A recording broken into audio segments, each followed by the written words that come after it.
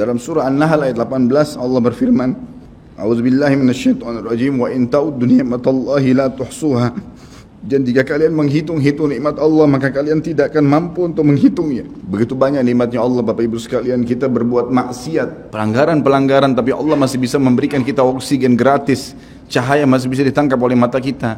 Telinga kita masih bisa menangkap suara sehingga mengetahui apa yang diinginkan oleh kita. Setelah bertahun-tahun berbuat dosa, dengan taubat kepada Allah, Allah bisa ampuni. Itu luar biasa. A'udzu billahi minasy syaithanir rajim. Untuk dekat dengan Allah Subhanahu wa taala adalah kata kuncinya paksakan ibadah dan paksakan tinggalkan dosa. Harus dipaksa. Harus kita paksa jiwa kita ini. Cambuk jiwa itu, cambuk dengan ilmu dan keimanan. Mulai sekarang saya mau on time sholat di masjid, tidak mau ketinggalan. Apapun konsekuensinya, paksain. Sesuatu kalau sudah dipaksakan dan menjadi sebuah kebiasaan akan enak dikerjakan, otomatis. Tapi kalau kita kendor, sesekali saja dikerjakan, maka akan luluh seperti biasa umumnya. Begitu pula dengan dosa. Paksain diri untuk tinggalkan. Lihat yang haram, turunkan pandangan. Mau beli sesuatu, tahan tangan itu supaya tidak beli. Paksa. Nggak ada masalah kok. Tangan kita nggak putus kalau kita nggak beli DVD film yang tidak benar misalnya. Nggak masalah kok. Kuping kita nggak copot kalau kita nggak dengar musik misalnya. Alihkan ke Al-Quran. Syaitan goda, lawan. Jangan terus-menerus kendor imannya seperti kerupuk. Sedikit diramas sudah hancur. Ini jangan. Sampai kapan Bapak Ibu mau terus berlale-lale dalam jauh dari Allah SWT? Sementara iman itu levelnya sangat jauh. Makin kental, maka makin terus, sampai para ulama mengatakan kenikmatan iman akan terus dirasakan oleh seorang hamba selama dia terus mendeteksi dirinya dan juga dia berusaha bermuhasabah setiap detiknya. Ini sudah ketaatan bukan? Ini sudah ketaatan bukan? Ada kemaksiatan ditolak sama dia. Harus begitu. Dan harus kita mulai dengan diri kita sendiri dengan cara memaksanya. Gak bisa enggak. Kita kalau nggak paksa nggak mungkin. Harus Bapak Ibu sekalian. Orang lain telepon nanti kita atau lihat perubahan, kamu alimnya, ingat majelis ilmu seperti ini Bapak Ibu sekalian. Saya sering ulangi kalimat ini. Saya nggak datang jauh-jauh dari rumah saya ke sini untuk menghibur Bapak Ibu cerita dongeng atau hibur Bapak Ibu duduk sini sejam 2 jam. Ini bukan. Ini kita sedang bahas wahyu. Wahyu ini penyampaian dari Tuhan Allah pencipta langit dan bumi untuk membawa pada perubahan. Kalau Anda hadir di majelis ilmu dan Anda pulang setelahnya terasa, ya kenapa ya, saya kayak merasa ada beban nih, kayak saya merasa bersalah, kadang-kadang kita menangis. Itu semua peringatan dari Allah SWT. Ambil, oh ini berarti kebaikan, itu kebaikan. Karena Allah mau dengan perasaan itu kita berubah. Ada perasaan untuk berbuat dosa jadi takut karena sudah ada di pengajian, itu tanda keimanan. Termotivasi untuk mengerjakan ibadah, hadir lagi di majelis, iya. Begitu teman-teman lihat, kamu alim ya sekarang, iya alhamdulillah, saya sangat bersyukur sama Allah. Jangan malu ucapin itu. Alhamdulillah saya berubah, saya merasa luar biasa, saya bersyukur sama Allah karena Allah masih bisa berikan keselamatan saya sebelum saya meninggal. Mudah-mudahan kamu juga bisa rasain ya keimanan saya. Motivasi dia supaya dia mau ikut. Ini enggak. Kamu sekarang alim ya, masa pakai jilbab begitu? Kenapa kamu pelihara jenggot? Masa azan harus selalu ke masjid? Kemudian, oh iya ya, udah sini aja sholat sama saya. Kendor, sholat di rumah. Kendor, ganti lagi kembali jilbabnya jilbab gaul dan seterusnya. Ini sampai kapan kita mau tergoda nih kira-kira? Waktu terus berjalan. Ingat, setiap peluang ibadah, Bapak Ibu sekalian, ingat Allah peringatkan Anda dan saya seperti cuma ini, penyampaian. Dan kita yang mengubah diri kita. Tidak mungkin saya mengontrol Anda satu-satu di rumah Anda, atau tidak mungkin Allah Subhanahu wa taala menurunkan tangan dari langit. Tetapi Allah Subhanahu wa taala memberikan kepada kita penyampaian dan berikan hati nurani untuk bisa menyentuh hati nurani kita agar kita melakukan, ya, mengerjakannya. Harusnya begitu. Jangan pernah malu untuk berubah menjadi orang lebih baik. Yang malu itu kalau kita menjadi orang lebih buruk. Ingat, peluang-peluang ibadah yang Anda sudah sia-siakan, wallahi Bapak Ibu sekalian, demi Allah Anda akan sesali nanti. Di hari kiamat nyesal, ya Allah, kenapa dulu saya enggak puasa Senin itu ya? Nyesal, ya Allah, kenapa dulu saya enggak sholat tahiyat masjid ya? Saya malah duduk di depan masjid cuma ngobrol-ngobrol. Ya Allah, kenapa dulu saya enggak maksimal bacanya cuma surah pendek ya? Kenapa enggak surah panjang ya? Ini ibadah saja bisa kita sesalin, apalagi kalau dosa. Malah lebih parah itu. Menyesalnya luar biasa, tapi enggak ada gunanya. Peluang-peluang ibadah yang Anda sudah sia-siakan tidak akan pernah bisa diperbaiki. Enggak bisa. Ini tadi kalau ada orang tidak ikut sholat sama kita berjamaah maghrib misalnya, Kemudian mereka ikut di pengajian lalu merasa tersentuh, coba ya saya ikut dari awal ya. Memang betul, penyesalan bagus. Tapi sudah dicatat dan tidak akan pernah berubah di buku amal, pada hari itu, jam itu, sholat itu telat. Pahalanya beda dengan orang yang awal waktu. Apa yang membuat dia telat? Ya dia sendiri, konsekuensinya. Jangan, ya gitu. Makanya motivasi Nabi SAW sangat banyak untuk mengerjakan sholat di awal waktunya, motivasi untuk di saf pertama, motivasi untuk tidak ketinggalan takbiratul ihram pertama imam. Semuanya itu untuk menjaga hubungan dengan Allah Azza wa Jalla. Jadi untuk dekat dengan Allah harus memaksakan diri dalam ibadah dan harus memaksakan diri untuk meninggalkan dosa. Bagaimana tangganya untuk sampai ke sana? Ilmu, majlis ilmu. Hadir di majelis ilmu seperti ini Bapak Ibu sekalian. Saya bukan mengatakan karena saya menyampaikan, siapa saja di antara teman-teman dai yang sampaikan, semoga Allah ikhlaskan niat kita semua, itu harus dihadiri, harus. Hadiri majelis ilmu akan mengubah kita. Kalau tidak, dengar. Bawa Walkman, bawa headset, bisa dengar di HP kita. Sekarang bisa daripada kita nonton. Orang banyak habisin pulsanya hanya nonton YouTube hal-hal yang tidak ada manfaatnya. Nonton ceramah tuh, dengarin. Sambil belanja, sambil macet di jalan, pasang headset di kuping. Kemudian kita dengarin ceramah-ceramah itu. Tambah ilmu dengan ilmu. Tidak ada kata cukup. Kata para ulama salaf, ilmu itu, ilmu syar'i yang merupakan tangga membawa kita kepada hubungan dengan Allah yang sangat baik, karena dengan keimanan akan muncul, iman akan muncul dengan ilmu itu, ya dia akan memberikan setengah hidupnya dengan cara kita membayar dia dengan seluruh hidup kita. Nggak bisa. Seminggu sekali itu nggak cukup, nggak cukup. Apalagi ada orang sebulan sekali, apalagi ada orang cuman kalau lagi ada waktu lowong, ini nggak bisa. Kita sibuk Bapak Ibu sekalian memberikan makan tubuh kita. Makan makanan, minum macam-macam variasi, betul untuk fisiknya sehat. Tapi ruhnya kurus, kerempeng, sakit. Itu luar biasa. Tapi kalau kita balik, fisik kita yang biasa, cukup kenyang sudah. Tapi ruh kita berikan kesehatan yang luar biasa. Orang kalau ruhnya yang sehat Bapak Ibu sekalian, semuanya jadi kecil buat dia. Julaibib radhiyallahu anhu sahabat Nabi itu, saking kecilnya badannya itu sampai diangkat oleh Nabi SAW dengan satu telapak tangan karena kecilnya badannya. Tapi di perang ya Uhud dia bisa membunuh 7 orang kafir. Tidak ada hubungannya dengan kecil badannya, tapi ruhnya kuat, besar. Waktu Nabi SAW balik dari perang Uhud dan terkalahkan oleh orang-orang kafir Quraisy dengan hikmah Allah Subhanahu Wa Taala, semua sahabat waktu itu mati syahid 70 orang. Di Uhud, sisa 630 orang bersama Nabi SAW, semuanya terluka. Dan minimal luka sahabat waktu itu minimal 7 luka.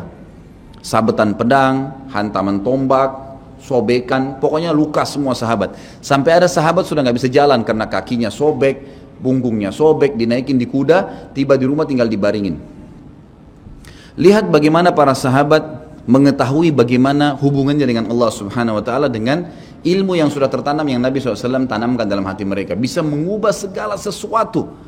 Subhanallah, tiba pulang menjelang maghrib ke kota Madinah, istirahatlah para sahabat ini, mereka lagi obatin obat luka mereka. Nabi SAW dapat wahyu menyuruh Nabi SAW dan para sahabat keluar mengejar Quraisy. Quraisy ini jumlahnya waktu itu ya 1.000 orang, 3.000 orang pasukan Quraisy, yang terbunuh cuma sekian belas saja mereka. Dan mereka sudah merasa bangga dan pulang ke kota Madinah, pulang meninggalkan Madinah, karena Uhud itu dekat Madinah. Kemudian mereka bangga dengan itu. Keesokan paginya habis sholat subuh kata Nabi SAW, wahai sahabat-sahabatku, Allah Azza wa Jalla memerintahkan kita untuk mengejar Quraisy. Maka pulanglah masing-masing kalian di suku kalian, lalu motivasi siapapun yang ikut kemarin di Uhud, semua, mau sakit, mau enggak, mau luka, mau enggak, tapi ini luka semua nih. Minimal punya 7 luka ya. Kita kadang-kadang mungkin kuku kita kecabut aja sudah susah ke masjid. Ini sabetan pedang, sobek, rusak semua tubuh mereka. Dikatakan dalam riwayat sampai para sahabat ada yang tidak bisa ngomong karena sudah kesakitan yang luar biasa. Kata Nabi SAW, semua ikut di Uhud kemarin keluar lagi.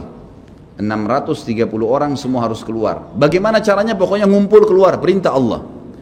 Coba bayangin, kita kadang-kadang habis olahraga saja capek, diajak keluar sama istri atau diajak keluar sama suami, kita sudah nggak mau keluar, capek biasa olahraga, atau mungkin penat, capek duduk di kantor mau istirahat. Ini habis perang, badannya disabet-sabet, diajak berperang lagi nih. Apa yang terjadi teman-teman sekalian? Pulanglah pimpinan-pimpinan suku sahabat ini, dimulai dengan Sa'ad bin Mu'adz radhiyallahu anhu, sahabat Nabi yang mulia. Luar biasa ini. Orang ini pada saat meninggal, kata Nabi SAW, goncang arsy Allah dengan meninggalnya Sa'ad. Saat pulang ke kaumnya lalu berkata, wahai kaumku, sesungguhnya Nabi SAW menyuruh kalian untuk kembali menyerang Quraisy. Pada saat itu mereka lagi kumpul saling ngobatin luka, dan di depan mereka yang saling ngobatin luka itu adalah Usaid bin Khudair, sahabat Nabi yang mulia. Ini sahabat Nabi yang satu dari Aus ini, kalau membaca Al-Quran malaikat turun dari langit dengarin bacaannya. Luar biasa. Lagi ngobatin lukanya sambil dia berkata, waktu dikatakan Nabi SAW menyuruh kalian mengejar Quraisy, kata Usaid bin Khudair lagi ngobatin lukanya, sami'na wa ata'na, kami dengar dan kami patuh, ditinggalin lukanya. Lalu seluruh suku itu saling nopang satu sama yang lain, mendatangi masjid Nabi SAW untuk ikut berperang lagi. Nggak ada satupun yang tinggal. Ada yang luar biasa, saya terus terang nangis waktu dengar kisah itu, luar biasa. 2 orang anak muda Ansar, saya setiap kenang kisah ini selalu nangis, nggak bisa tahan karena luar biasa. Anak 2 orang ini belasan tahun umurnya, dan dua-duanya nggak bisa jalan, Bapak Ibu sekalian, nggak bisa jalan. Luar biasa. Sudah sobek kakinya, sobek punggungnya, bahkan dikatakan di bagian leher ada irisan, di bagian lehernya ada irisan, gitu kan. Kesakitan. Dua-dua ini diturunkan dari kuda, ditidurkan, adik kakak nih. Tapi saya tidak ingat, namanya tidak disebutkan dalam kisah, tapi ini kisah luar biasa. Dan kemarin kebetulan Imam Masjid Haram atau saya lagi umroh nyebutin kisah itu juga. Hampir satu masjid orang menangis mendengarkan kisahnya. Dia mengatakan, waktu sampai ke telinga adik kakak ini umurnya belasan tahun ya, di bawah 20 tahun. Kalau Nabi SAW memanggil seluruh yang hadir di Uhud untuk kembali berperang. Ini mereka nggak bisa jalan nih. Si kakak bilang sama adiknya, kita nggak bisa tinggal di sini nih. Rasulullah SAW sudah memanggil kita untuk menjawab panggilan Allah. Kata adiknya, bagaimana caranya kita merangkak? Bagaimana caranya kita ke sana? Nggak ada yang bisa nopang. Ini berdua lagi sakit. Mereka cuma tinggal sama ibunya. Lalu berkata si kakak, sekali saya seret kamu, sekali kamu seret saya. Mereka saling seret satu sama yang lain, Bapak Ibu sekalian, sampai di hadapan masjid Nabi SAW. Lihat bagaimana iman mereka kepada Allah Subhanahu Wa Taala, luar biasa. Dan ini tidak bisa kecuali kalau dipaksakan. Kalau tidak dipaksakan nggak bisa. Semoga Allah Subhanahu Wa Taala jadikan kita orang yang selalu memaksakan diri untuk ibadah. Karena kalau tidak, kita nggak paksakan, kita akan mati dalam keadaan konyol dan menyesal karena tingkatan-tingkatan di surga akan hilang. Percuma. Baik, saya bacakan pasal kedua. Adab terhadap Allah Subhanahu Wa Taala. Seorang muslim hendaknya melihat segala sesuatu yang telah diberikan Allah kepadanya dengan tiada terhingga, yakni berupa kenikmatan yang tak terhitung. Terlindungnya dia pada saat menempel di dalam rahim ibunya ketika berupa nutfah atau air mani, menentukan perjalanan hidupnya hingga hari bertemu dengan Rabbnya Allah Azza wa Jal.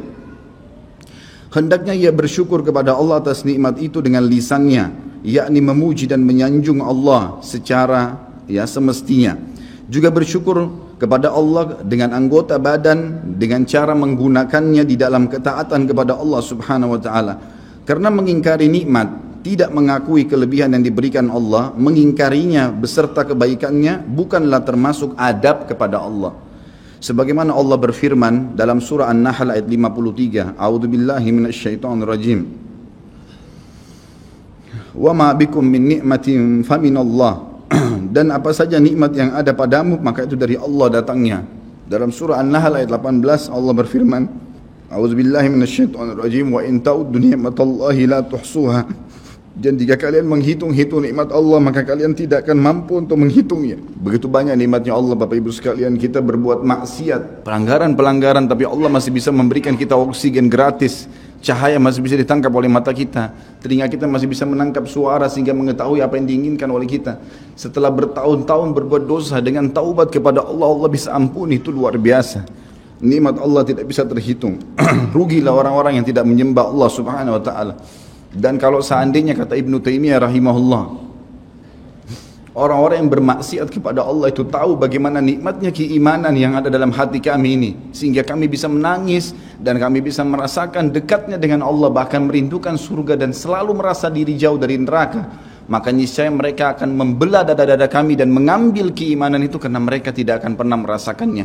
Keimanan akan membuat makanan sederhana menjadi mewah, tidur di tempat yang biasa akan menjadi nyaman, bahkan cobaan seberat apapun menjadi kecil buat kita, karena keimanan kepada Allah Subhanahu wa Ta'ala. Dan itu sebuah nikmat, itu hanya bisa dirasakan kalau kita betul-betul memaksakan diri beribadah kepada Allah Subhanahu wa Ta'ala. Allah berfirman dalam surah Al-Baqarah 152 dari selanjutnya, A'udzubillahi minasyaitonirrajim,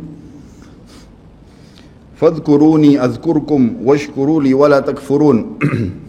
Ingatlah selalu aku, kata Allah, selalulah berzikir, selalulah patuh, selalulah kerjakan ketaatan-ketaatan, nikmatilah yang halal, jauhilah yang dilarang, maka aku akan ingat kepada kalian. Bayangkan kalau seorang presiden mengingat kita, bagaimana bangganya kita disebut-sebut nama kita di hadapan orang-orang yang di sekitarnya. Bagaimana dengan Allah pencipta langit dan bumi yang mengingat kita. Dan bersyukurlah kepadaku dan jangan kalian mengingkari nikmat-nikmatku. Oleh karena itu, tidaklah beradab jika seseorang lari kepada sesuatu yang tidak memiliki tempat pelarian, bersandar kepada yang tidak memiliki kemampuan apapun, serta bertawakal kepada yang tidak mempunyai daya dan kekuatan. Allah Subhanahu wa Ta'ala berfirman dalam surah Hud ayat 56, A'udzu billahi minasyaitonir rajim, ma min dabbatin illa huwa akhidun binasiyatiha. Tidak ada sesuatu atau tidak ada suatu binatang pun melainkan dialah yang memegang ubun-ubunnya.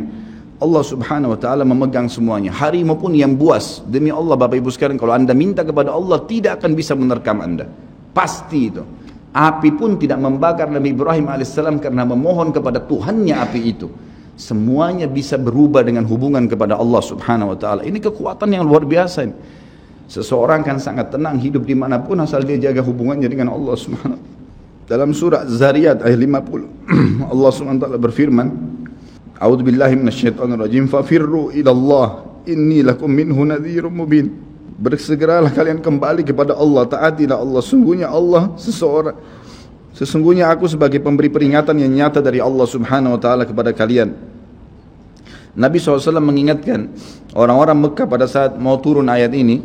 Beliau mengatakan, wahai orang-orang Quraisy, apakah kalau saya mengatakan bahwasanya di luar kota Mekah ini ada pasukan yang akan menyerang kalian, kalian akan percaya apa yang saya ucapkan? Kata orang-orang Quraisy, tentu saja hai Muhammad, karena kami tidak pernah dengar kamu bohong sekalipun seumur hidupmu. Maka Nabi SAW segera menunggangi keadaan tersebut, mengatakan, wahai Quraisy, ketahuilah sesungguhnya saya utusan Allah dan di belakang saya ini ada azab yang menyedihkan, jangan sampai kalian kufur. Jadi Nabi SAW sudah mengingatkan, ikutin ini, nikmatin apa yang diperintahkan, apa yang dihalalkan, jauh yang dilarang, kalian akan bahagia. Hanya itu saja perintah dari Allah Subhanahu wa Ta'ala. Nabi SAW sudah mengingatkan orang-orang Quraisy dan juga jadi pelajaran buat kita. Juga dalam firman-Nya surah Al-Maidah ayat 23, A'udzu billahi minasyaitonir rajim, wa 'alallahi fatawakkalu in kuntum mu'minin.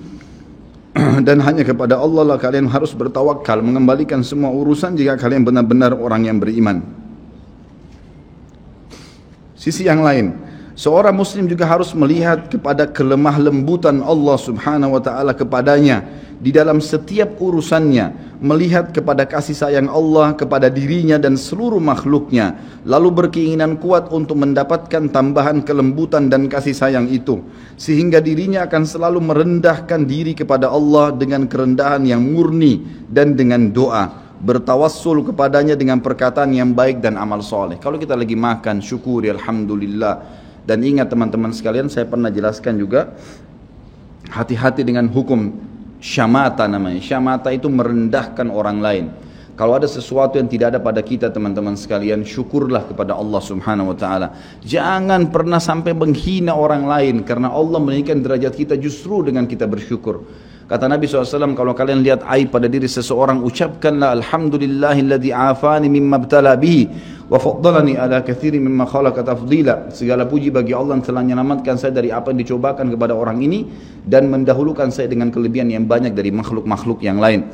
Kita harus seperti itu, jangan syamata. Kata Umar radhiyallahu anhu, apa itu syamata seperti ini? Umar bin Khattab berkata, Aku khawatir kalau ada seorang wanita hamil lewat di depanku karena perutnya besar, lalu aku berkata dalam diriku, kenapa ya perutnya seperti itu? Maka Allah menghukumku dengan membuatku hamil.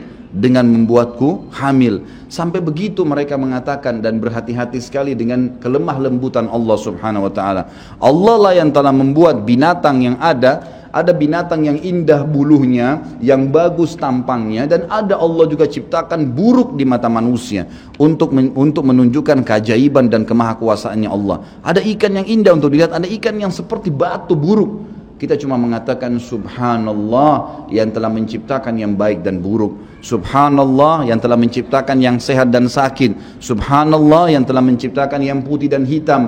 Subhanallah dan subhanallah. Bukan justru kita menghina teman-teman sekalian. Kalau ada sesuatu yang menimpa orang lain yang tidak ada pada kita, syukurilah nikmat Allah subhanahu wa ta'ala. Dan jangan sampai kita merendahkan orang lain. Ini semua merupakan adab, kata beliau, terhadap Allah yang menguasainya. Maka bukanlah orang yang beradab orang yang berputus asa dari mencari tambahan rahmatnya yang luas, meliputi segala sesuatu, berputus asa dari kebaikan Allah yang tak terhingga, yang mencakup seluruh alam semesta ini, serta kelembutannya yang tercurah untuk segenap makhluk. Allah subhanahu wa ta'ala berfirman di dalam A'raf 156, A'udzu billahi minasyaitonir rajim, wa rahmati wasi'at kulla syai', dan rahmatku meliputi segala sesuatu. Kata ulama tafsir, hewan pun kalau yang buas kemudian dia menerkam mangsanya, lalu dia meminta maaf kepada Allah, maka rahmatnya Allah akan meliputinya. Seseorang membunuh orang lain pun, sebagaimana masuk dalam sebuah hadis, Allah tertawa melihat dua orang yang saling membunuh, kemudian dua-duanya masuk surga. Lalu para sahabat bertanya, ya Rasulullah, bagaimana ceritanya dua orang itu? Kata Nabi SAW, yang satunya mukmin, yang satu kafir. Lalu kemudian si kafir membunuh si mukmin di kancah peperangan, mati syahidlah si mukmin tadi. Berjalan waktu, si kafir mendapatkan hidayah, akhirnya juga masuk Islam, dan dia berperang lalu dibunuh oleh orang kafir yang lain. Orang mukmin yang pertama terbunuh dengan orang kafir yang akhirnya masuk Islam juga terbunuh di kancah peperangan, dua-duanya masuk surga, dan Allah menyambutnya dengan rahmatnya. Allah tersenyum dan tertawa dengan dua orang ini. Jadi dengan kemahalembutannya Allah subhanahu wa ta'ala. Dalam surah Asy-Syura ayat 19 dikatakan juga, a'udzubillahi minasyaitonir rajim, Allahu latifun bi'ibadi. Allah itu maha lembut terhadap hamba-hambanya. Makanya dalam hadis yang lain dikatakan, ma nazala linu fi syai'in illa zana. Tidak ada sesuatu dikemasi dengan kelemah lembutan kecuali akan menghiasinya. Dikatakan Allah latif, Allah itu lembut, yuhibbul lutf, dia suka dengan kelemah lembutan, gitu kan. Wa ma nuzi'a min syai'in illa syana. Tidak ada sesuatu diangkat darinya kelemah lembutan kecuali akan merusaknya. Tidak ada manfaatnya mencak-mencak, marah-marah tuh. Emosi habisin waktu-waktu kecuali dalam pelanggaran agama saja. Tapi kalau bukan pelanggaran agama, maka jangan, tidak perlu semua. Dikatakan dalam hadis Bukhari, Nabi SAW kalau berhubungan dengan hak beliau urusan dunia, semuanya ditoleransi. Tapi kalau sudah berhubungan dengan hak Allah subhanahu wa ta'ala, barulah beliau tegas. Ya, ini sifat Nabi Muhammad SAW. Kita baca dua ayat lagi baru kita tutup. Sudah masuk waktu? Surah Yusuf ayat 87, A'udzu billahi minasyaitonir rajim, la tai'asu mir rauhillah. Janganlah kalian putus asa dari rahmat Allah. Sebagaimana hadis tentang orang yang membunuh 99 jiwa, kemudian dia datang kepada seseorang abid, orang ibadah tapi tidak punya ilmu. Apakah Allah masih akan ampuni saya? Dia mengatakan tidak mungkin. Kamu membunuh 99 jiwa. Lalu kemudian dia membunuh orang itu, kata Nabi SAW, digenapkan 100. Kemudian dia menemui seorang yang alim, lalu dia bertanya, apakah Allah masih ampuni saya dengan 100 orang yang sudah saya bunuh? Maka kata Nabi, kata orang tersebut, tentu saja. Allah rahmatnya telah meliputi segala satunya. Allah akan terima taubat, maka dia bertaubat. Pada saat dia bertaubat orang tersebut kepada Allah SWT, lalu dia mau pulang setelah bertaubat, lalu dia meninggal tengah jalan. Kata Nabi SAW, Allah mengutus dua malaikat, satu malaikat rahmat, satu malaikat azab. Malaikat rahmat akan membawa ruhnya, yang memperlihatkan taman dari taman surga, dan malaikat azab memperlihatkan lubang dari lubang neraka. Maka datanglah malaikat yang ketiga menghakimi di antara keduanya, lalu kemudian malaikat ini mengatakan, yang datang ketiga yang menghakimi dua malaikat yang sedang memperebutkan orang yang tadi baru taubat ini, ukurlah jejak kakinya. Maka diukur, ternyata jalan menuju ke tempat taubatnya itu lebih satu jengkal kaki, ya, satu jengkal kaki saja. Maka dengan itu Allah masukkan dia ke dalam surga. 100 jiwa sudah dibunuh, teman-teman sekalian. Ini bukan main-main. Dosa yang sangat besar, tapi rahmat Allah sangat luas.